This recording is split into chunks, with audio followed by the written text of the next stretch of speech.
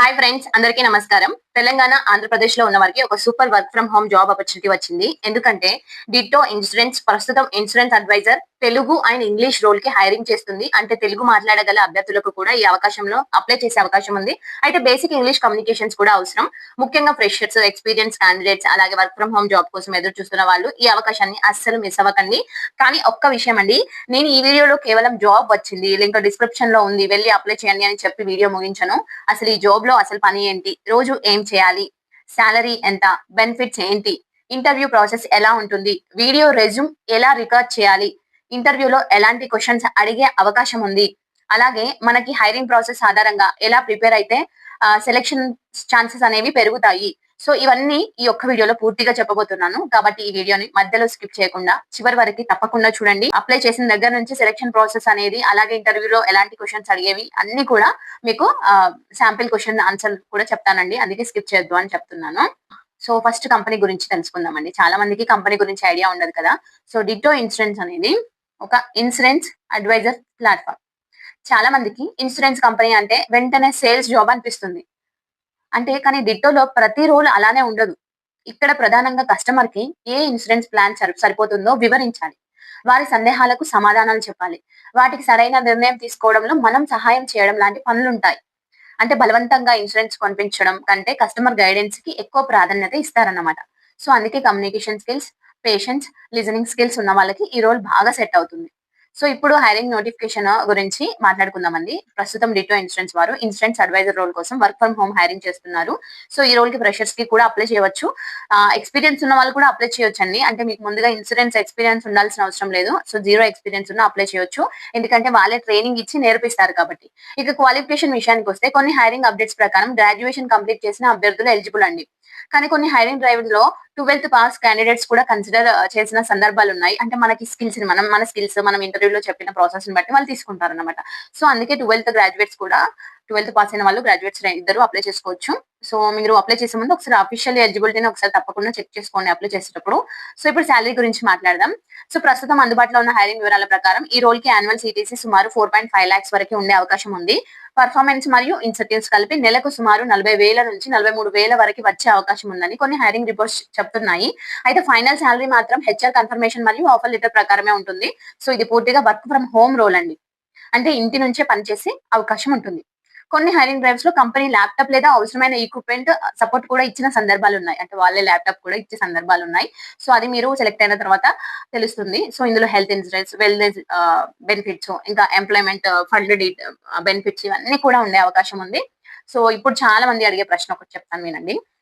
ఈ జాబ్ లో సేల్స్ ఉన్నాయా, అంటే సేల్స్ చేయాలా? సో దానికి సమాధానం, ప్రస్తుతం అందుబాటులో ఉన్న సమాచారం ప్రకారం ఈ రోల్లో ట్రెడిషనల్ కోల్డ్ కాలింగ్ లేదా ర్యాండమ్ సేల్స్ కాల్స్ ఉండవని పేర్కొన్నారు. అంటే ముందుగానే ఆసక్తి చూపిన కస్టమర్స్ తో మాట్లాడి వారికి ఇన్సూరెన్స్ గురించి వివరించడం ఈ రోల్లో ప్రధాన బాధ్యత. అందుకే కస్టమర్స్ తో కామ్ గా మాట్లాడగలిగితే ఈ జాబ్ లో సక్సెస్ అయ్యే అవకాశాలు ఎక్కువ. సో ఇప్పుడు ఈ జాబ్ ఎవరికి ఎక్కువగా సూటబుల్ అవుతుందో చూద్దాం. సో మొదటగా ఫ్రెషర్స్, అంటే ఫ్రెషర్స్ గురించి చెప్తాను. ఇంకోటి ఏంటంటే కెరియర్ గ్యాప్ ఉన్న వాళ్ళు, ఇంకొకటి ఇంటి నుంచి పని చేయాలనుకునే ఉమెన్ క్యాండిడేట్స్, హౌస్ వైఫ్స్ ఉంటారు కదా, సో అలాంటి వాళ్ళకి కూడా సూట్ అవుతుంది. ఇంకొకటి తెలుగుతో పాటు బేసిక్ ఇంగ్లీష్ కమ్యూనికేషన్ ఉన్న వాళ్ళకి కూడా సూట్ అవుతుందండి. సో ఇంగ్లీష్ రాదు ఫ్లూయెంట్ గా అని భయపడకండి.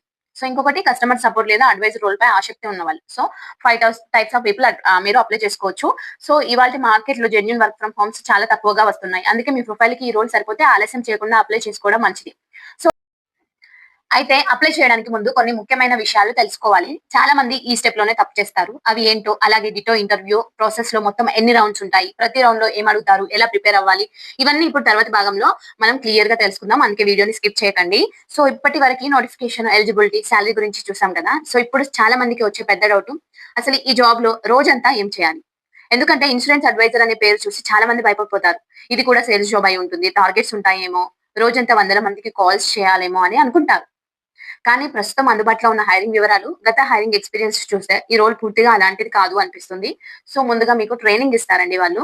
సో ఆ తర్వాత ఇన్సూరెన్స్ అంటే ఏమిటి, నెక్స్ట్ హెల్త్ ఇన్సూరెన్స్ అంటే ఏమిటి, సో ఆ తర్వాత టర్మ్ ఇన్సూరెన్స్ అంటే ఏమిటి, అంటే ఇన్సూరెన్స్ లో టైప్స్ ఉంటాయి కదా, వాటన్నిటి గురించి, ఇంకా కస్టమర్ తో ఎలా మాట్లాడాలి, వారి అవసరాన్ని ఎలా అర్థం చేసుకోవాలి, ఇలాంటి విషయాలన్నీ ట్రైనింగ్ లో నేర్పిస్తారు. అంటే ఇన్సూరెన్స్ గురించి ముందే తెలిసి ఉండాల్సిన అవసరం లేదు. అందుకే ఫ్రెషర్స్ కూడా అప్లై చేసుకోవచ్చు అని చెప్పాను. మీకు నేర్చుకోవాలనే ఆసక్తి ఉంటే సరిపోతుంది. ఇప్పుడు ఒకసారి ఊహించుకోండి, మీరు డిట్టోలో జాయిన్ అయ్యారు. హ్మ్. సో, జాయిన్ అయిన తర్వాత ఆ డే అనేది ఎలా మొదలవుతుంది?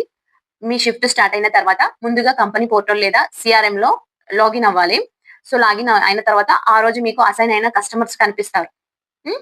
సో, వాళ్ళు ఇప్పటికే డిట్టో వెబ్‌సైట్ లేదా యాప్ ద్వారా ఇన్సూరెన్స్ గురించి తెలుసుకోవడానికి ఇంట్రెస్ట్ చూసిన వాళ్ళు. సో, అప్పుడు మీరు రాండమ్‌గా ఎవరికి ఫోను చేయాల్సిన అవసరం ఉండదు. సో, వాళ్ళు ఎవరైతే మన కంపెనీని కాంటాక్ట్ అయ్యి అంటే ఇన్సూరెన్స్ పరంగా ఇంట్రెస్ట్ ఉన్న వాళ్ళకి మీరు ఫోను కాల్ లేదా చాట్ ద్వారా మాట్లాడాలి. ఓకేనా ఫ్రెండ్స్? సో, ముందుగా వారి రిక్వైర్మెంట్ ఏంటో తెలుసుకుంటారు. నేను ఒక ఎగ్జాంపుల్ చెప్తాను. మీకు క్లియర్‌గా అర్థమవుతుంది. సో, ఇప్పుడు మీకు హెల్త్ ఇన్సూరెన్స్ కావాలా? ఫ్యామిలీకి పాలిసీ కావాలా? లేదంటే ఇండివిడ్యువల్ పాలిసీ కావాలా? లేకపోతే మీ బడ్జెట్ ఎంత? సో, ఇలాంటి బేసిక్ క్వెషన్స్ అడుగుతారు ఫస్ట్. కాల్ చేసిన తర్వాత. కస్టమర్ రిక్వైర్మెంట్ అర్థమైన తర్వాత వారికి సరిపోయే ఆప్షన్‌ని ఎక్స్‌ప్లెయిన్ చేస్తారు. సో, ఒక్క విషయం గుర్తుపెట్టుకోండి. ఇక్కడ కస్టమర్‌ని ఫోర్స్ చేసి పాలిసీ కొనిపించడమే లక్ష్యం కాదు. కస్టమర్‌కి అర్థమయ్యేలా ఎక్స్‌ప్లెయిన్ చేయడమే ముఖ్యమైన పని. అందుకే కమ్యూనికేషన్ స్కిల్స్‌కి అంత ఇంపార్టెన్స్ ఇస్తారు వాళ్ళు. సో, అది తెలుగు అయినా, ఇంగ్లీష్ అయినా. తెలుగులో కూడా కమ్యూనికేషన్ ఉండాలి కదా! సో, ఇంగ్లీష్‌లో కూడా అంతే.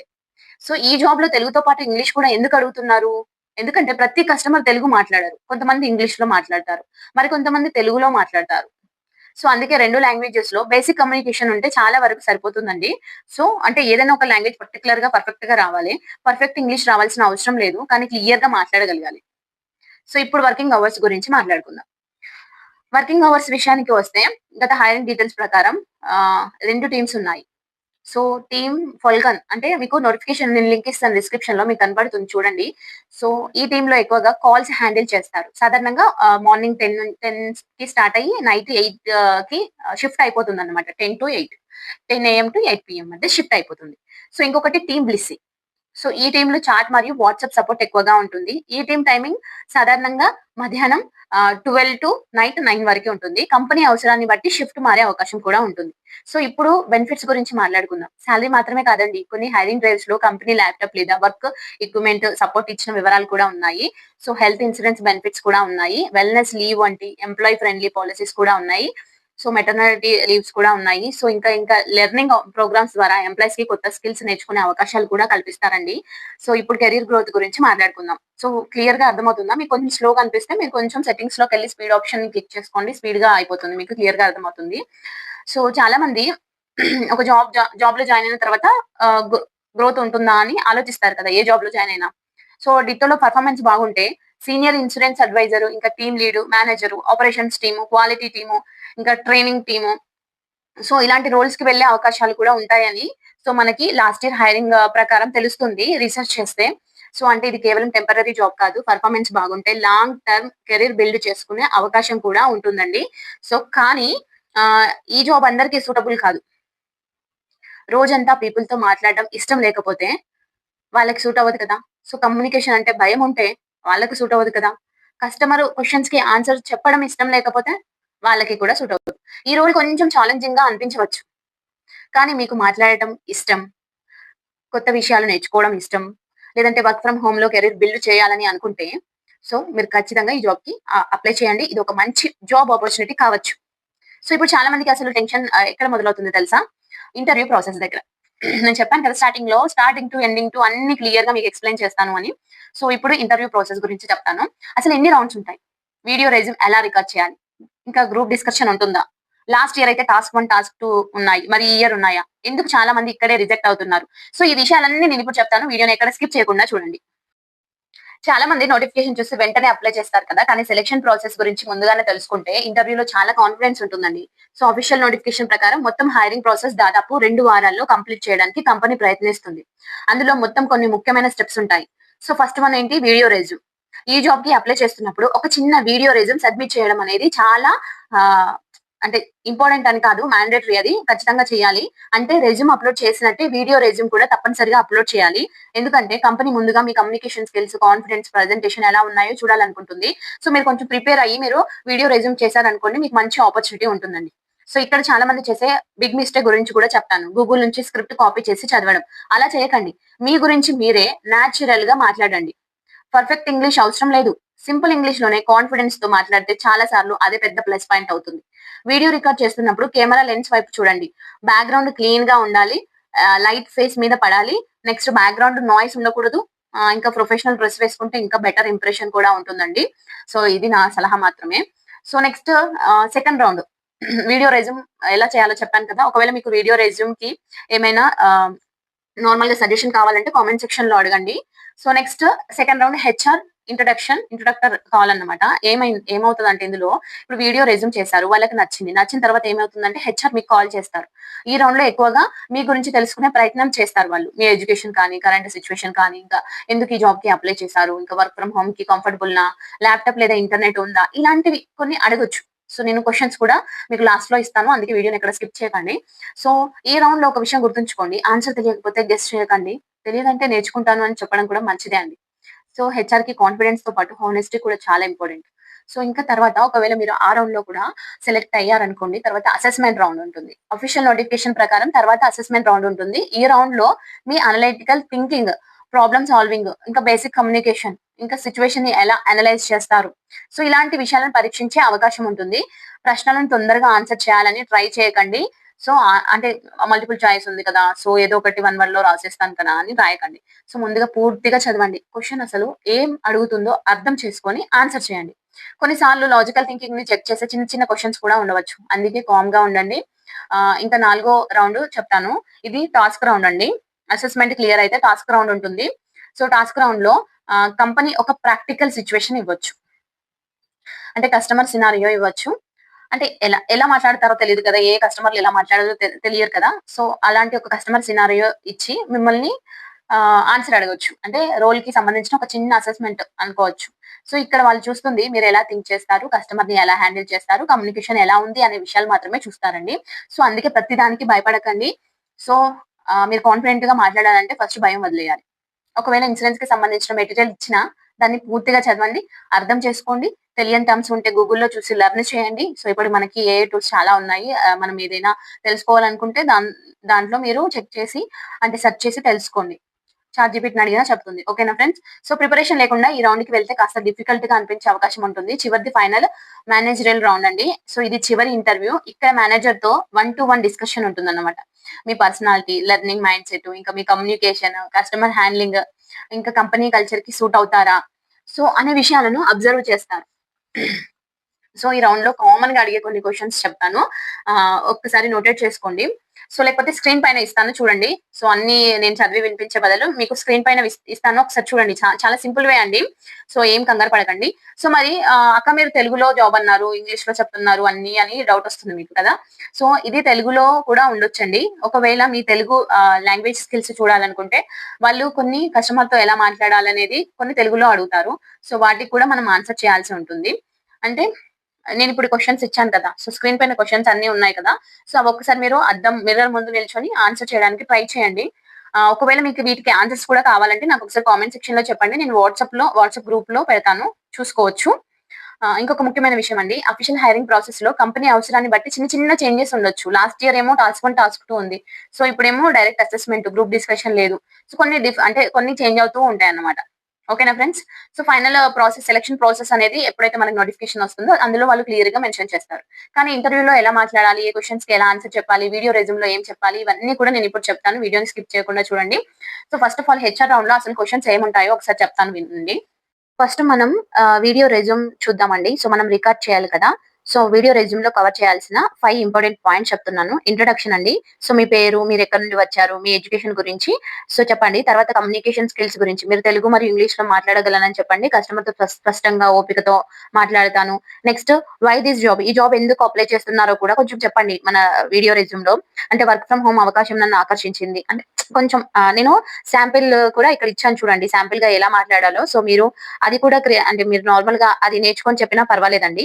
సో తర్వాత మీ స్ట్రెంగ్త్, ఆ తర్వాత డిట్టో ఇన్సూరెన్స్ ఇచ్చిన ఈ అవకాశానికి థ్యాంక్ యూ అని చెప్పేసి క్లోజ్ చేయండి. సో ఇక్కడ శాంపిల్ ఫ్లో ఉంది కదా, సో అది చూసి నేర్చేసుకోండి. ఇంకా ఎక్స్ట్రా టిప్స్ ఏంటంటే, మీరు ఒకవేళ రికార్డ్ చేస్తుంటే కెమెరా వైపే చూడండి, బ్యాక్గ్రౌండ్ క్లీన్ గా నాయిస్ లేకుండా ఉండాలి. సో అంటే ఫార్మల్ డ్రెస్ వేసుకోండి.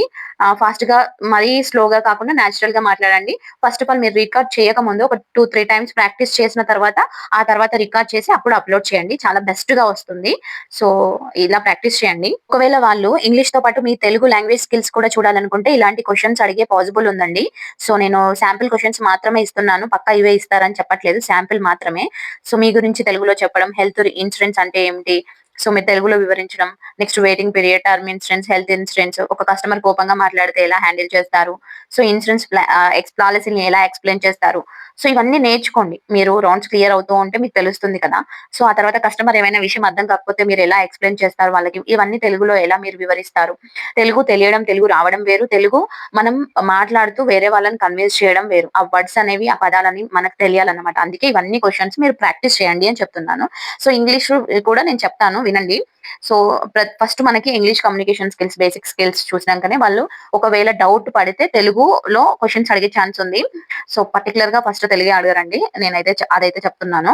సో నెక్స్ట్ ఫైనల్‌గా ditto insurance advisor HR interview questions అయితే నేనిక్కడ ఇస్తున్నాను. ప్రతి క్వెషన్ అండ్ ఆన్సర్ చాలా ఇంపార్టెంట్ అంటే ఇంపార్టెంట్ అండి. So introduction and background details అంటే మీ గురించి, మీరు రెజ్యూమ్‌లో పెట్టిన దాని గురించి, అలాగే మనకి డిట్టో ఇన్సూరెన్స్ కంపెనీ గురించి ఇలాంటి క్వెషన్స్ అడిగే ఛాన్సెస్ ఉన్నాయి కాబట్టి ఇవి కంపల్సరీ నేర్చుకోండి.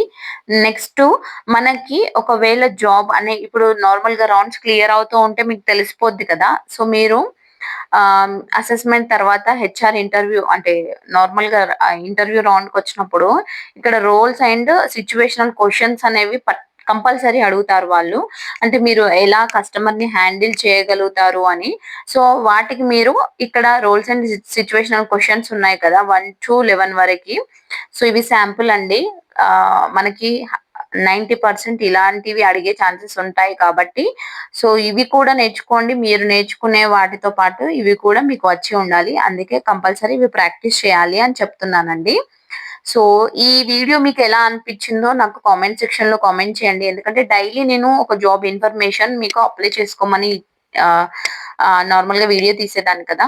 సో ఇప్పుడు నేను ఆహ్, జాబ్ ఇన్ఫర్మేషన్‌తో పాటు అప్లికేషన్ ప్రాసెస్ అలాగే మీరు అంటే అప్లై చేసిన తర్వాత ఎలా ఉంటుంది? అదే జాబ్ రోల్ ఎలా ఉంటుందని క్లియర్‌గా ఇన్ఫర్మేషన్ మీకిచ్చాను కదా! సో ఈ వీడియో ఎలా ఉందో నాకు ఫీడ్‌బ్యాక్ కావాలి. అందుకే అడుగుతున్నాను. చూసిన వాళ్ళు కామెంట్ చేయడానికి ట్రై చేయండి. Thank you.